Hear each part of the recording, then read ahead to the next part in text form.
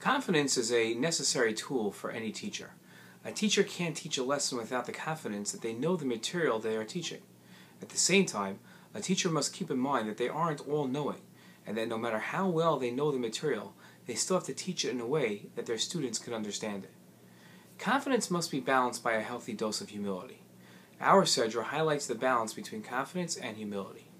To illustrate the balance, this Dvar Torah will examine confidence, humility, and an episode of dialogue between Moshe and Paro with the explanation of our sages. The goal of the Dvar Torah is to give the reader a sense of proper balance so they can apply it in their own lives. Confidence is an integral tool for a person's success, and it is developed in many different forms. A person who knows that they are good at what they do allows that person to succeed more than they could if they doubted themselves.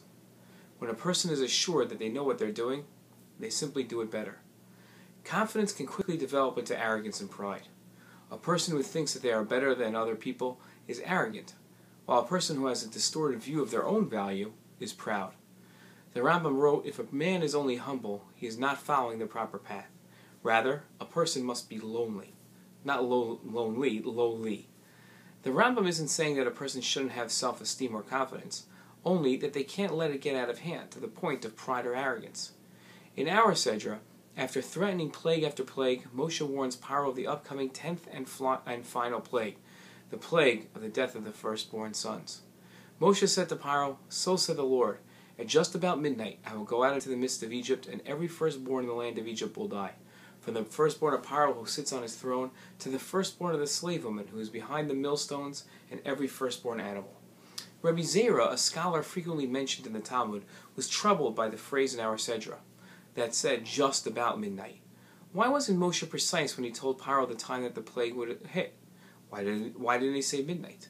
Rabbi Zera explained, Moshe certainly knew that the plague would hit at exactly midnight. After all, that's what God told him. Moshe, though, thought that Paro's advisors might err when they told Paro the time the plague actually started, and then they would claim that it was merely a coincidence and that Moshe was a liar. Moshe didn't want any misconception when it came to his representation of Hashem's words. Therefore, when he told Paro the expected time of the plague, Moshe estimated the time of the plague. The Talmud teaches a lesson from this episode. Acquire the habit of saying "I don't know," so that you don't end up creating falsehoods. Moshe preferred being less precise and showing less mastery than creating a situation that would lead to a misconception, especially a misconception about God's commands and authority. Teachers, parents, and leaders must exercise this same humility. While they need to have the confidence to properly complete their objectives, they also have to recognize that they and their students are open to error. This has been a review of the Sedra of Sedra Bo. Hope you enjoyed it. Shabbat Shalom.